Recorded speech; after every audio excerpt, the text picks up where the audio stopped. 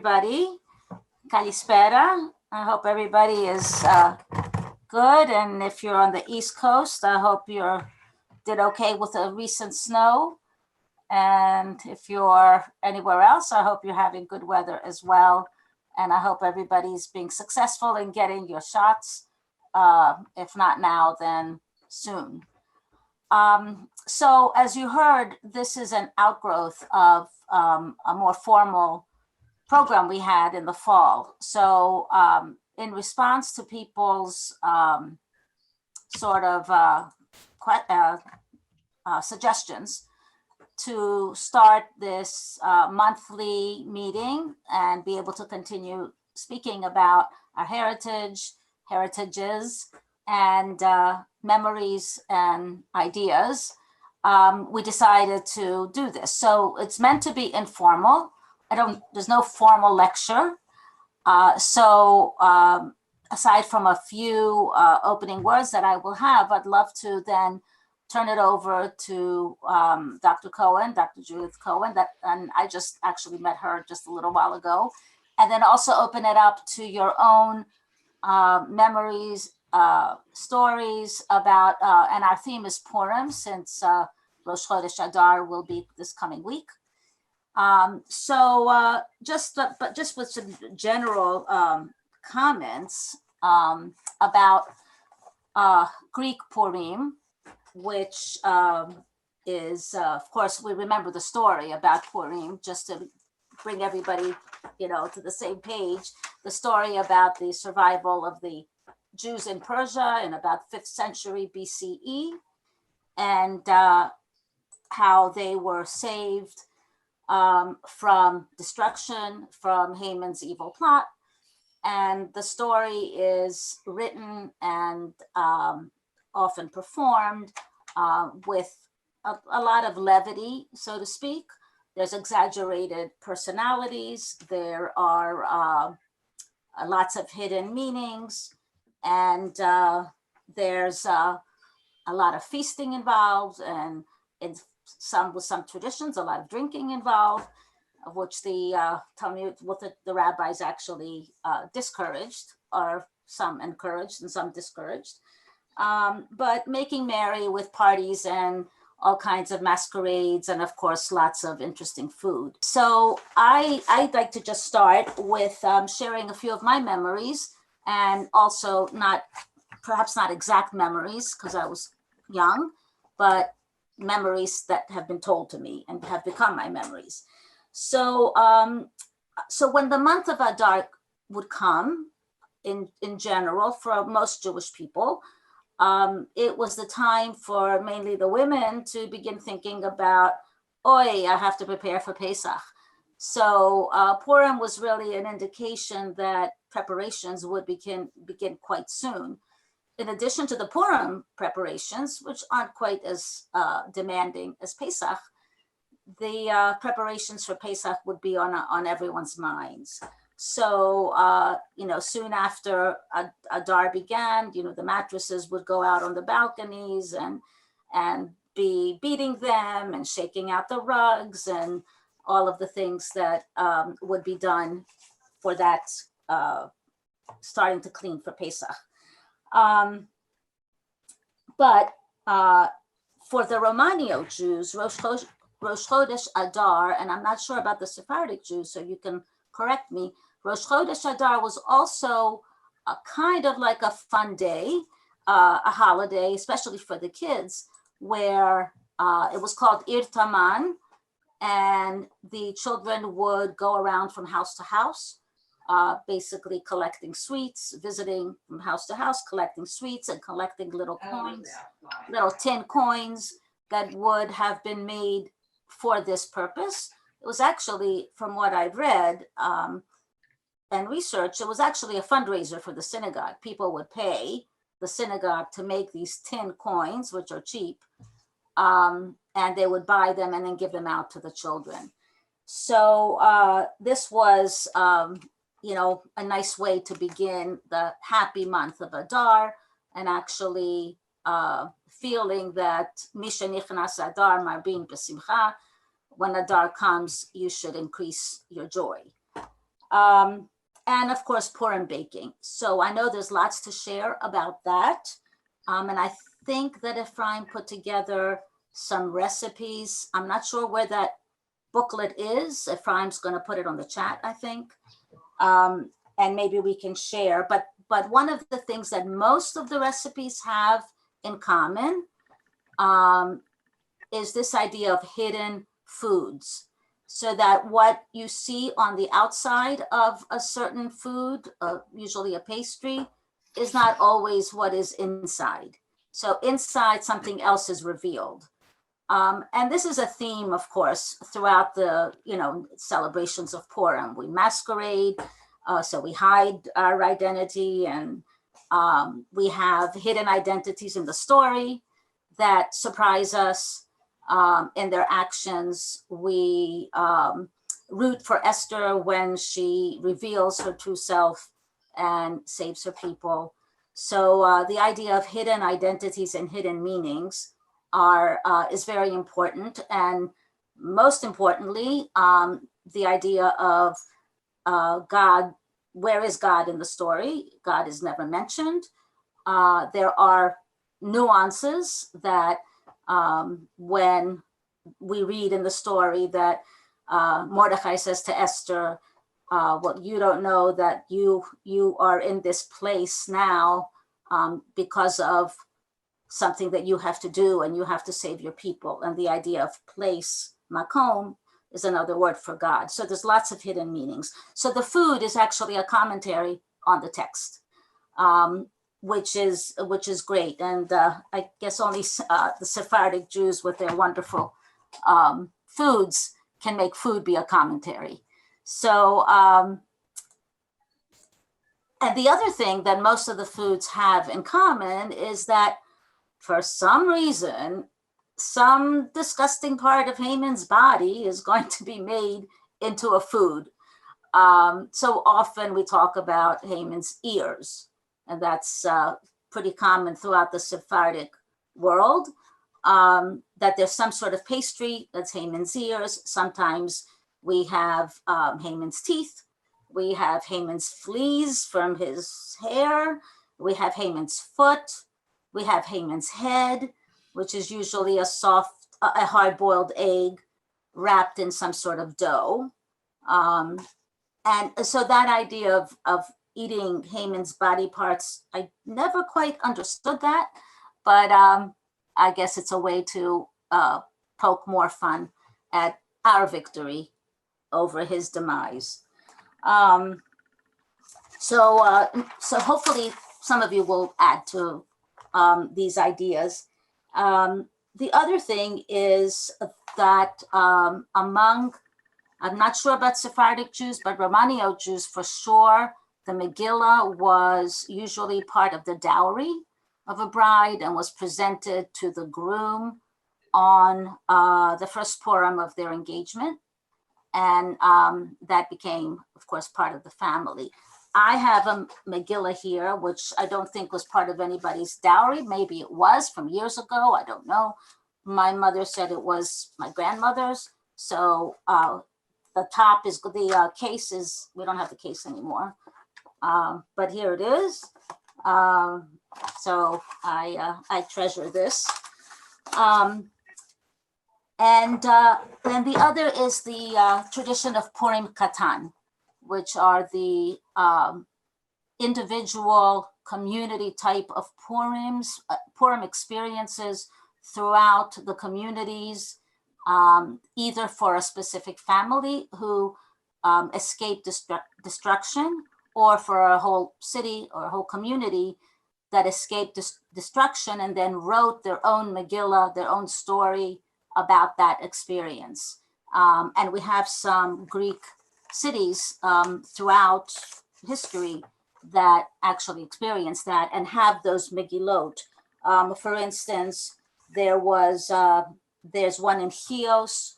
They wrote their own Megillah during the Franco-Turkish War in the sort of the 1600s, about that experience when the Jews were accused of collaboration.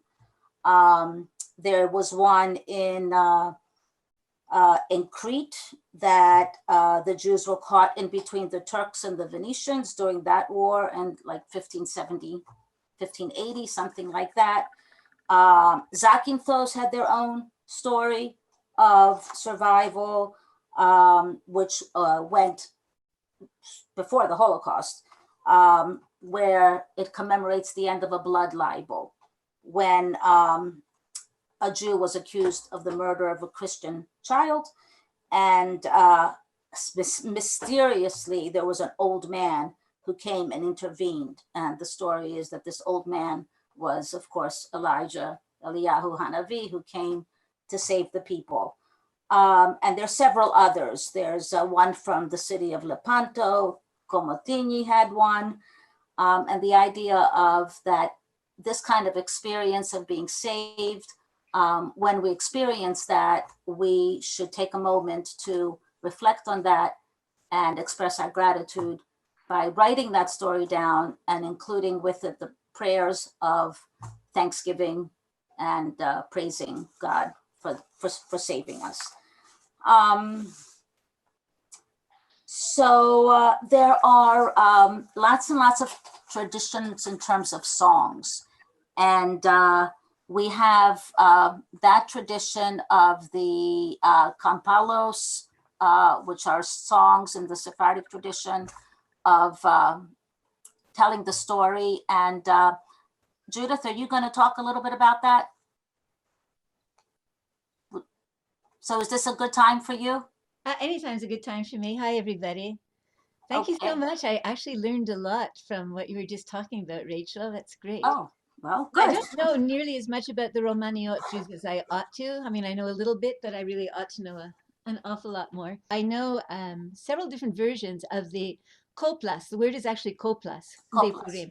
And copla in any kind of Spanish, in Ladino or in standard Spanish, it just means like a stanza. And usually it's a stanza of 2 lines that are assonant, or 4 lines made of, a double thing of assonant lines. So you can have as many as you like, in a song. It doesn't really matter. You can have a song with 1 copla or a song with 25 coplas. The old eggplant song, the Siete Modos de Guisar. Everyone sings the one with 7, but actually there's something like 35. Full disclosure, guys, I am not Sephardic. So if you want to boot me out of here right now, you can do it. But I've been specializing in Sephardic music for the past 40 and a bit years, I guess. And both as an ethnomusicologist, a trained academic ethnomusicologist, and also a singer. And I started out working with Moroccan Sephardic music in Montreal, where I'm from. I'm from Montreal.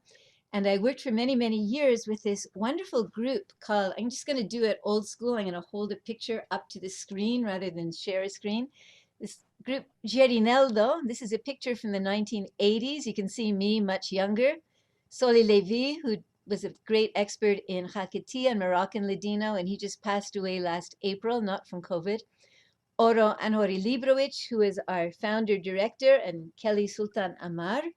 And we did a couple of CDs. I don't think they're around anymore. And I learned a lot of these songs with them. And then I also recorded at great length back in the 80s, in the 1980s. I recorded the wonderful woman that you may have heard of if you're from Salonika, Buena Sarfati Garfinkel.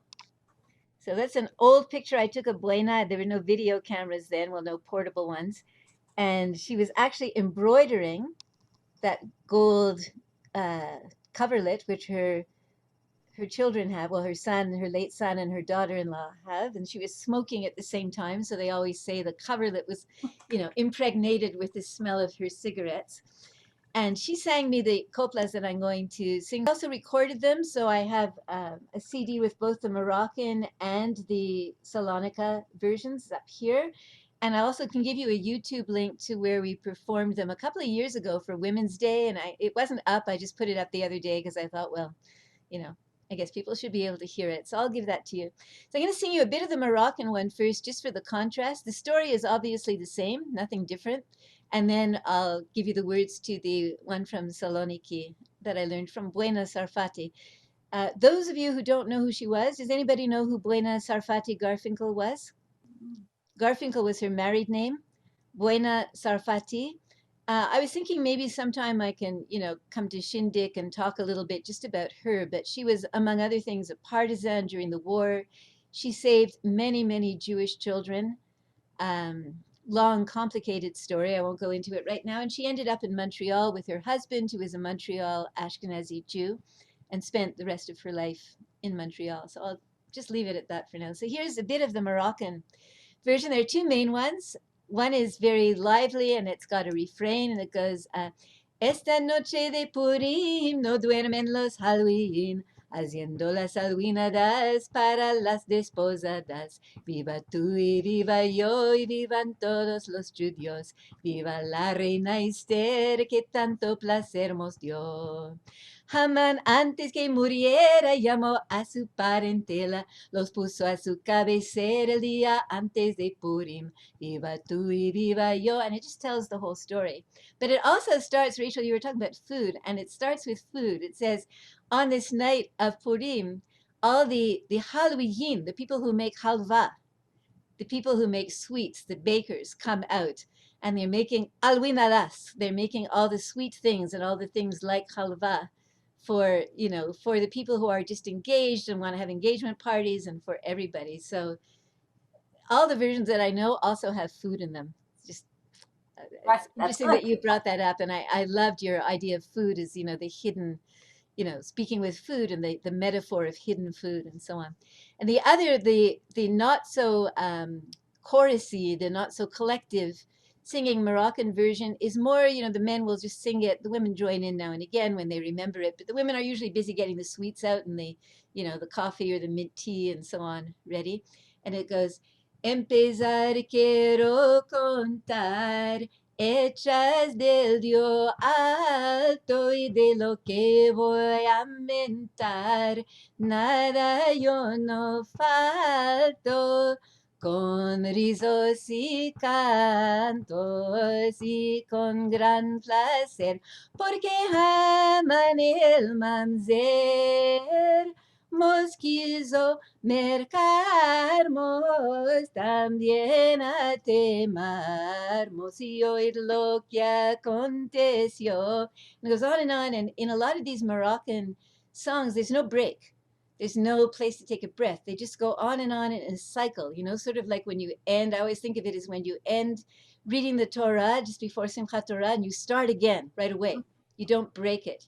You do the last parasha and then you start right away again and you rejoice in it. It's a little bit like that. There's no break. You just kind of breathe wherever you can.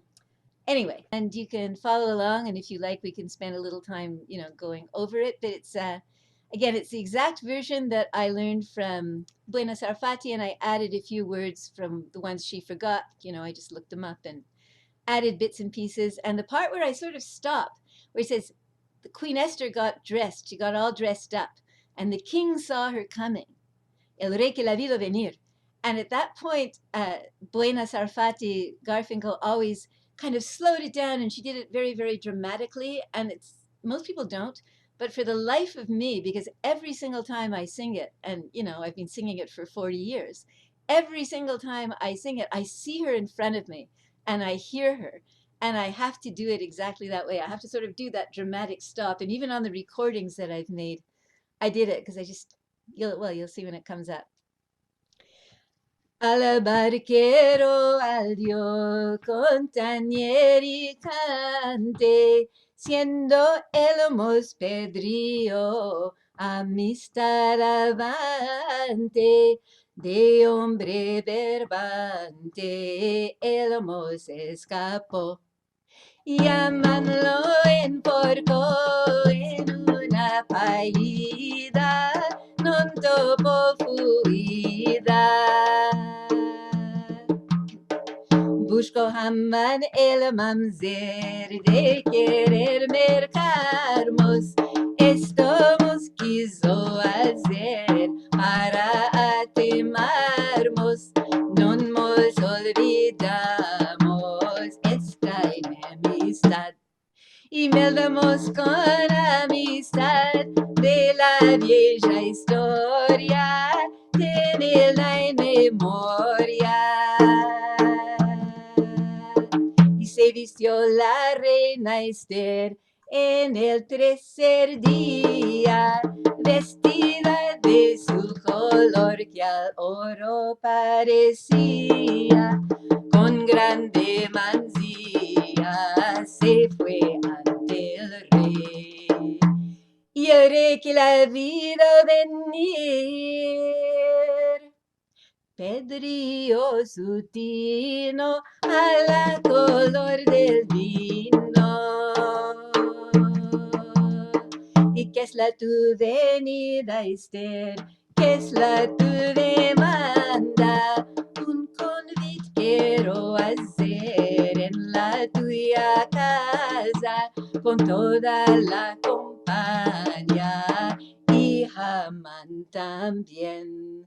Y también quiero comer contigo en una mesa, viva tu grandeza. Que la ley este Purim es de abrir las manos, diciendo Allah Karim y viva hermanos, comen indianos, sofrito y kebab, y cada uno su erhab, ordenen las mesas sin haber manquezas.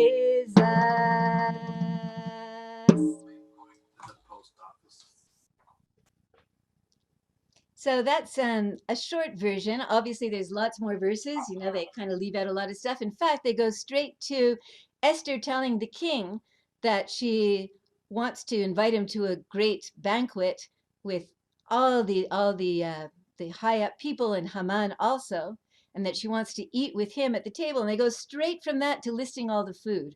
So all the rest of it kind of gets left out, and then all the food comes in. It says, you know, Purim is to have our hands open. In other words, you know how you give people food baskets if you think they need them in Purim, and to say that God is great and to eat and enjoy together.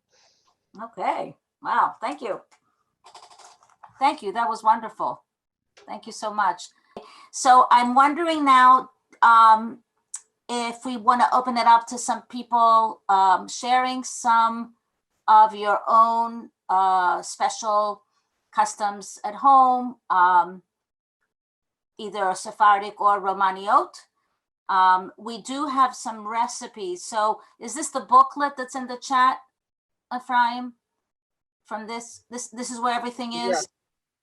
Yes, the booklet in the chat has the We'll want to get that afterwards. some of the songs. Okay. And also we have the Irtaman song among the Romaniot Jews where the children would sing. Does anyone know that song that would like to sing it for us? It's in the Judeo-Greek. I do. Who said that? Annette. Where are you? Annette. Would you like to sing it for us? We have the words. Ephraim, could you open that up?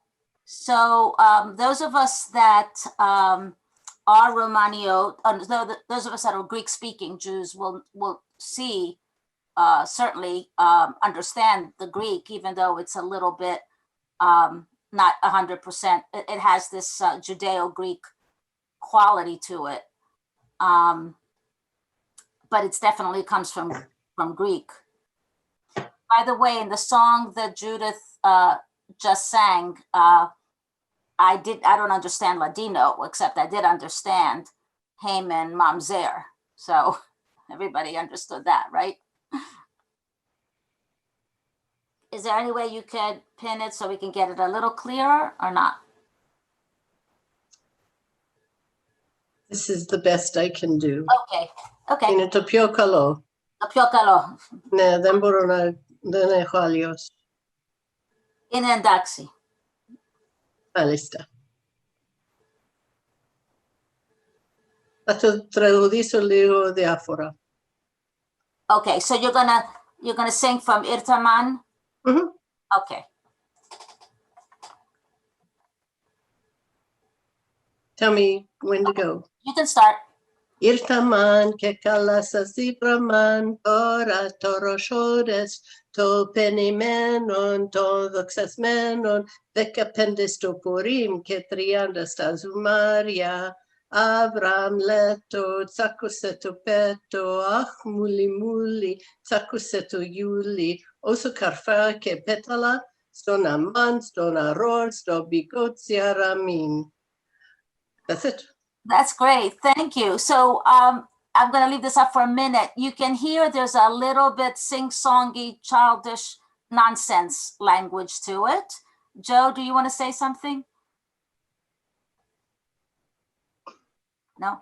Okay. So so I don't really understand all of the word. Well, the translation is here. Well, I'll tell you how I translated it. It's in my book. We Are Few, Folklore and Ethnic Identity of the Jewish Community of Yanina. Okay. Irtaman, and we're doing fine. Now it's Rosh Chodesh. That's Hebrew, of course. Praise and glory, 15 days to Purim, and 30, Trianda, to the unleavened, meaning Pesach. Avram Leto, catch Peto. This is nonsense. Muli Muli, catch Yuli. As many nails and horseshoes to Haman or Aman, to Aror, meaning the cursed in Hebrew. Right. And then there's more to the Bekotzer Yamin, those who don't love us, 5 days, 3 days to get sick, up to 7 to 8, like rolling over like an egg. Open the trunk, give me a fig to your life, Nazisu, Moise. Open the trunk, give me a karfia, a walnut to your life and good fortune. Okay. Now, when I was a kid in Pittsburgh, we did Halloween on whatever the last day of October. But the night before, other kids did Devil's Night. And you went door to door, and if people didn't give you something, you'd do mischief at their house. I didn't do that. Also, so I think this is like that. And also in Greece, the Orthodox kids at Lent go around and sing calendar and collect nuts and fruits and things. So this is the Jewish calendar. Yes. And when, so we can stop sharing that. Is it possible, Annette, for you to do the Irtaman one more time without the words up on the screen? Yeah. Thank you. Ready? We're ready. Irtaman ke kalasa zivraman Torah Shoresh to penimenon decapendes to Purim ketriandas azimaria Avram leto xacoseto peto ach muli muli xacoseto yuli osukafrea ke petala to Amon to Aror, and then it keeps going. Okay. Thank you. All right. So so what's the Yuli? What's the Yuli? Oh, Is I'll tell Yuli you in a a second. flower? Is that a flower? I don't know. I have to look in my footnotes. Okay. I thought it was Yuli. a flower of some sort. Okay, that's okay. Anyway, that would be sung by the children. When Greek Orthodox Lent and Purim coincided, the children of the Greek Orthodox children would also be dressed up. That was their dress up day, if I'm correct. And the Jewish children would run around the streets dressed together. And that was always a wonderful thought that the Greek Orthodox, the non-Jew and the Jew would be able to celebrate together. Because of course we know so often that did not happen, but it did during Purim, and especially in later times. Okay, so why don't we open it up now for people to have a chance to talk a little bit, share some of the things that you remember, the things you still do, things you wish you still did. May I make one request? Yes. You know, Annette has written about Purim Katan and Irtaman. And so I was wondering if maybe you should like to share something about that. Okay, that's great. So, Annette, you want to tell us a little bit about Purim Katan? Well, I apologize. I came in late. I was doing something else, and just it's a crazy Sunday. Purim Katan, of course, it's different than Irtaman. Purim Katan is a small Purim, and it relates to either a family or a community Purim where a family or a community has been saved, just like the Jews of Babylonia were saved by Esther. And a number of the Jews of Yanina came from Sicily sometime in their past, and they maintained a Siciliano, the small Purim. And this was allegedly a time in Sicily, that, according to the legend, and you know, legends change and whatever, that in Saragossa, the ruler, whoever, was riding by the, oh, I know what it was. He would come by the synagogue and tell them to take out the Torah scrolls, to show the Torah scrolls, which you're not supposed to do. You know, it's defamation to show the Torah scrolls, you know, out on the street. So they kind of lived in fear of when this was going to happen.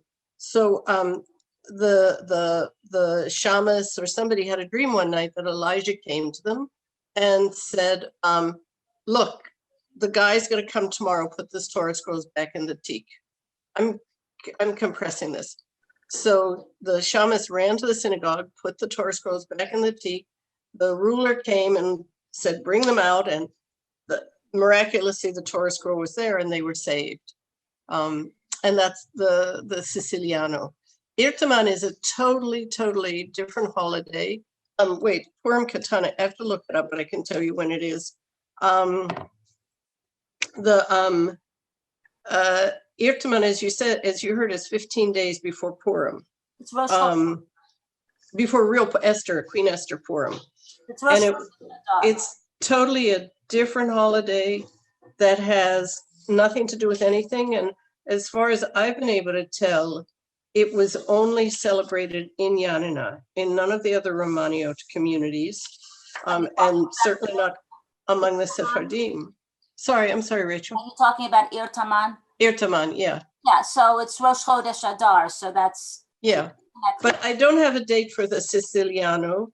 And it was celebrated much reduced after the war. And then, of course, both of them faded away as the populations faded away.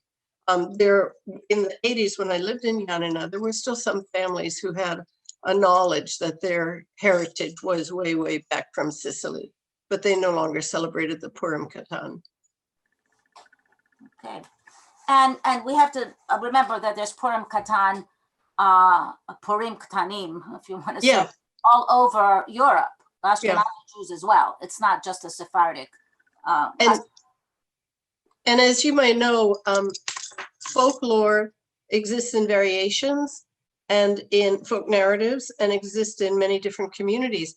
And this narrative of the ruler demanding that the Torah scrolls be brought out to show him is also attributed to Napoleon. That apparently, or legendarily, this happened with Napoleon. Interesting. Okay. Yeah. Okay. So I think we do want to hear from one another. I think that would be great. So would anybody like to add or expand, share? I would like to share. Wonderful, Bunny. So first of all, I wanted to share the Megillah that I have. But can you tell us where you're from? Okay, I'm in Seattle at the moment. Well, I'm in Redmond actually. But I grew up in Israel, and my husband was a Sabra. He is the Sephardic and the Greek connection. I'm Ashkenazi the whole way. But since we were together for 40 years, it kind of became my way of life as well. And it was interesting because on our first trip to Greece, he was so surprised that every older woman that he saw, he said, that looks like my grandmother. That looks like my grandmother. That looks like my grandmother. And everybody who walked up to him would start talking to him in Greek because he looked so Greek. Dark skin, olive skin, green eyes, very Greek looking, beautiful looking guy. And so this Megillah belonged to his mother, and she's the Greek side, we think, of the family. So they were 7 generations. My husband was 7th generation born in Jerusalem, but the family believed that they had come from Greece, and they thought that they had come from Rhodes, but they weren't sure because they did not remember that far back. My husband's uncle was Yitzhak Mizrahi, who was a very famous singer, and he wrote music at the beginning of the 20th century and performed in the courtyard of the King of Tunisia, and we think also in Morocco. He said Morocco. I actually met him, and he said at the time that he had been in the court of the King of Morocco. But if you look at his Wikipedia page, it doesn't say anything about Morocco there. But I think I'll believe the person more than Wikipedia. And so that's our connection. The family mother's name was Mizrahi, which could mean anything. I mean, which means east, but I mean, it could mean that they came from anywhere in the east. But we'd love to know if it was actually from Rhodes that they came. Okay, Or thank somewhere you. else in Greece. Well, anybody else who has Mizrahi in their names should get together Yeah. with you. Anybody else? Anything about your own customs, your foods, your childhood memories? Anything? Wow. Okay. So, Somebody has their hand up. Louisa has her hand up. I'm trying to see. I'm trying to scroll through. Somebody has their hand up. Who am I missing? Louisa. Okay, speak up. Just unmute.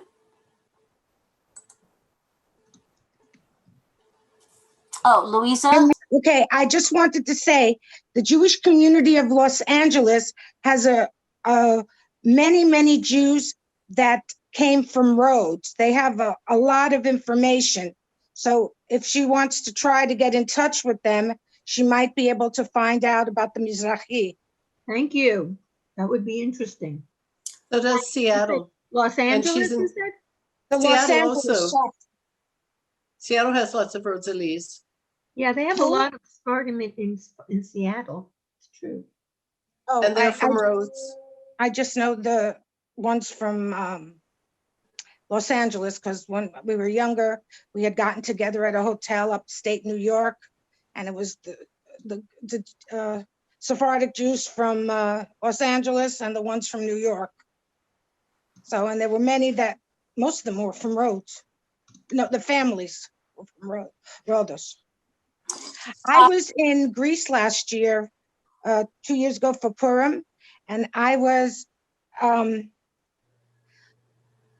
they have a home outside of Athens by Glyfada for older Jewish people. They opened it up. It came from funds that they got from Spain and from Germany. And they read the Megillah Esther there. They opened it all up across the room, and it was very nice. That is nice. Louisa, I want to thank you. Actually, you can give my thanks for the entire Greek community of Los Angeles, because their Greek film festival is featuring Greek Jews this year. Yes, they have. Yeah, some of them are so great. I've seen some of the films. Yeah, and I have too. So I was just so pleased to see that. And Some of them were quite good and thing that I've never seen before. So you can give my thanks. Our And ευχαριστώ πολύ γιατί κάνετε αυτό. Είναι πολύ καλό πράγμα. Parakalo. I hope the other people would like to share some things. This was the idea, to just make connections and share. In my house, my grandmother used to send us costumes from Larissa, and we would wear them to the synagogue. And I grew up in the Bronx, and they would have a whole thing for the children, and but it was great. She would make from just pieces of fabric. She would make these great costumes for us, like a chingana, a gypsy, or just a lot of stuff. Yeah. So I don't remember dressing up when I was little in Greece. My sister Regina is on the Zoom. I don't remember that, but that's just. Did you dress up? Because you are older than me. You didn't either? Isn't that interesting? Oops. I guess it depends where you grew up. Yeah, this was in Patras. Go ahead. We dressed up for the Greek Mardi Gras. It was a big celebration in our hometown. So that's when we dressed up. What was your hometown? Patras. Patras. And is Josephine still here? I think she is, but you don't see her. Yeah. I don't see her. That's my other sister, older sister, if she remembers dressing up. I do, of course, remember dressing up here when we came here, but I do remember, and all of us remember probably our mothers and grandmothers making all these wonderful pastries, which I just can't imagine sitting over oil for so long to make the diples and that's the aftiatu aman and the dondiatu aman and all the other Haman's body parts. It was a lot of work, plus all the stuffed pastries that just a lot of work that is hard to think that people would spend all that time. Hi, Eileen. Hi. So my mom stepped out of the room, but she said no, she did not dress up for. She also did not dress up in Patras. Okay, that's very interesting. So does she have anything else that she would like to say? She's out of the room. So she's out of the room now. Okay. Okay. I had one more thing that I wanted to mention, and that was that I read that in some Sephardic homes, this is another kind of strange food custom, a Haman-shaped body would be made out of dough, like a cake, in the shape of a body, and would be sitting on the ledge of the window. I don't know if anyone has had experience with that, until the meal, the Purim meal, which is on Purim day, like the midday meal, the festive meal, and then they would take it down and eat it then. Does anybody do that? I never knew that. Okay, that's interesting to me. Anybody else? Any other ideas? Any other thoughts about? So I think probably Purim was a day that some people were some Greeks would celebrate with great joy, and some Greeks would be a little bit kind of not so free in their celebrations, depending on where you were and depending on the relationships with the non-Jews in the town, because it's kind of in your face when you're yelling and making a lot of noise. In some communities, the rabbis issued warnings to not be too loud, because you don't want to demean yourselves in front of the goyim, in front of the Christians. I thought that was interesting, that you should be careful. So definitely there was that idea in people's minds. Okay, so I guess we are, maybe we'll end this and we'll end it with Kinaglosa. Uh-oh, is Ephraim, are you still there? Yes, I'm here. Okay, Kinaglosa is again also in Judeo-Greek, and it's the story, it goes along with the Megillah, it's a song. And I think we have the words and the Megillah in pictures, Right. kind of going along. Sometimes they're out of sync, so just be a little patient. It's a little tech issue. Well, mainly there seems to be a couple of versions, which is one version that was published by Ezra M. Negrin in Salonika in 1875, and then another version that's done by Marcos Batinos and Sakis Negrin today. Uh-huh.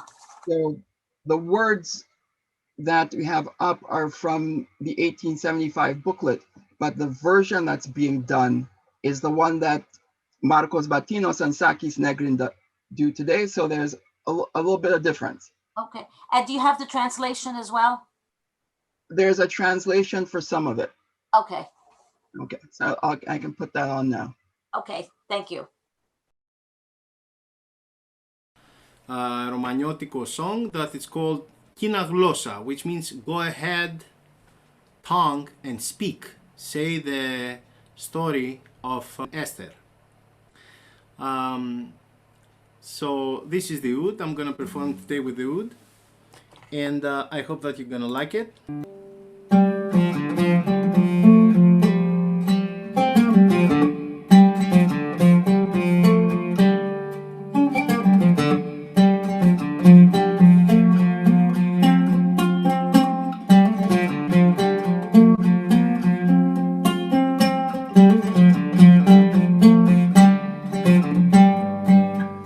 Kinaglosa να μιλήσεις, θαύματα να ομολογήσεις, κοιμισμένους να ξυπνήσεις, με κρασί να τους μεθύσεις.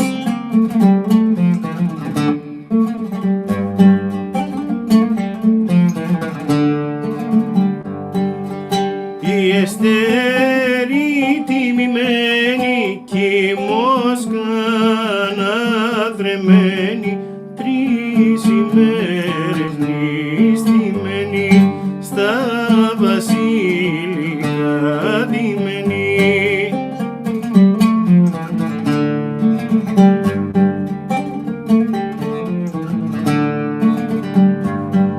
Το βασιλιά πάει να καλέσει για να τον περικαλέσει, στο κρασί να τον πλανέσει, στα ποδάρια του να πέσει.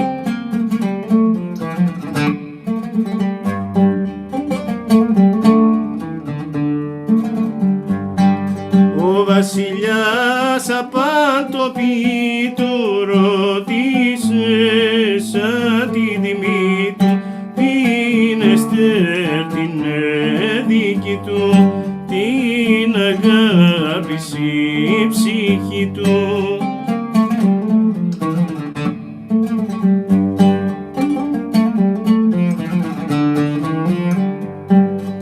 Την Εστέρ το θέλημά σου, σο βασίλειο χαρισμά σου, να σου γίνει ορίτια σου, ό,τι θέλει η καρδιά σου.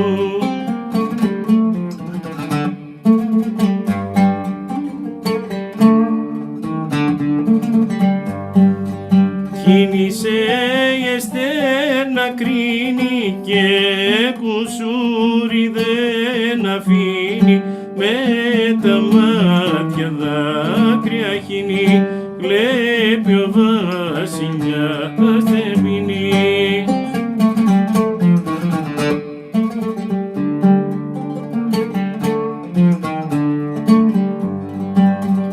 Έτσι να ζήσεις βασιλιά μου, αύριο κάνω κοτοριτζιά μου στην καλέστρα στον όντα μου να είναι κι ο αμάρσιμα μου.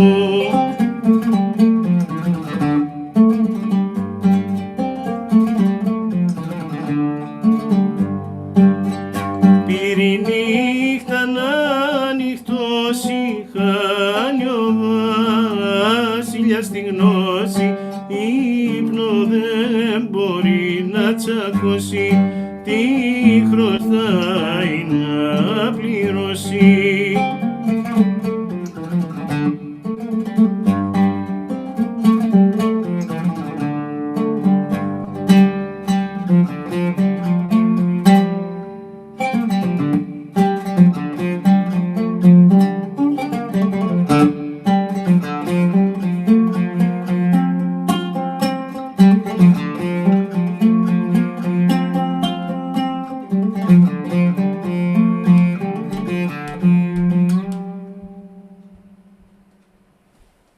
Thank you. We had some comments in the chat about what some people make for Purim. Annette Fromm said roasted eggplant, burekas and calzone and pumpkin. Orellas de Haman, Rose Simon's grandmother used to make that. And let's see, what else do we say? Haman's ears and teeth, which is what I grew up with. My mother made those. So maybe each of us can try a new recipe this year, since we're home for Purim and not running around the streets. So that would be I'm going to challenge myself to try to do that. So anyway, I would like to thank you for coming. Our next one will be in, I don't have the date in front of me, Ephraim, March when? So it's the first Sunday of March, which is March 7th. Okay, March 7th. And we will be focusing on Pesach. And of course, there's so much with that. So please come prepared to share some stories, even stories about your own family, your own Seder, and even the challenges that we have today to keep those traditions alive while our children and grandchildren are bringing in more of the American traditions, and you know how we can do both and cherish both of that. So that would be very interesting to talk about as well. Okay, thank you, Dr. Judith Cohen, and thank you, Annette, for singing for us and filling us in with some wonderful information. And thank you, Ephraim, for helping to keep this going. Okay, we welcome all your ideas and participation. Okay. Thank you, everybody. This was wonderful. Okay, Chag Sameach, Happy Purim coming up. Happy Rosh Chodesh coming up. And we need some simcha. So, Misha Nichnas Adar Marbin B'Simcha. We shall all have a good Purim and a good year coming up ahead. Thank you. Oh, thank you for coming. You guys know each other? No, but she knows my mother. We're related. Regina's my sister. She is? Yes. I didn't know that. You're Frances? No, not Frances, for Veleli. Maiden name. She's married to a Frances. Yes, I wanted to get her number. She said she knew my mother Eva from Larissa. Okay. Do you want me to give it to her, to you? Yes, please. I'm going to give it to you right now. I have to just look it up because I don't remember it, of course. Εντάξει. Τι είναι το όνομά της? Frances. Ναι, το πρώτο. Rena. Rena? Rena or Regina? Rena. Regina is Rena in Greek. Δεν ήξερα. Okay, I'm going to give you your cell phone, her cell phone.